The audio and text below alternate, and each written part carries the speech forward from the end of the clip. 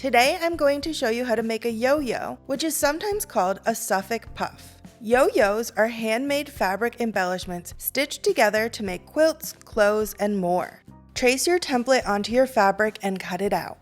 Yo-yos are traditionally made using cotton prints, and cottons tend to look best for this, but you can use any type of fabric you'd like. Feel free to play around with it, but your gathering can be a bit harder to accomplish neatly with thick fabric. I don't recommend using denim or thick canvas.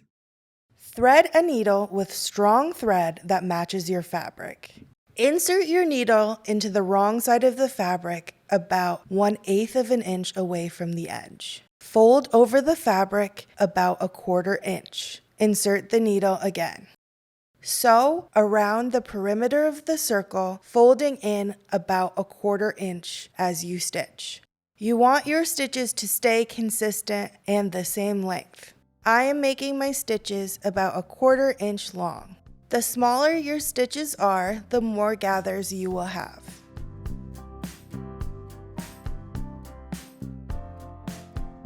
Once you get all the way around the circle, pull your thread to gather your ruffles. You may need to adjust some of the gathering by hand. You want to use a very strong thread when making yo-yos. You don't want to be able to break it by hand. You can make your yo-yos in any size. If you're planning to use your yo-yos in a project, just make sure every one you make uses the same template, stitch length, and width of your folded edge. Tie a knot to secure your gathers.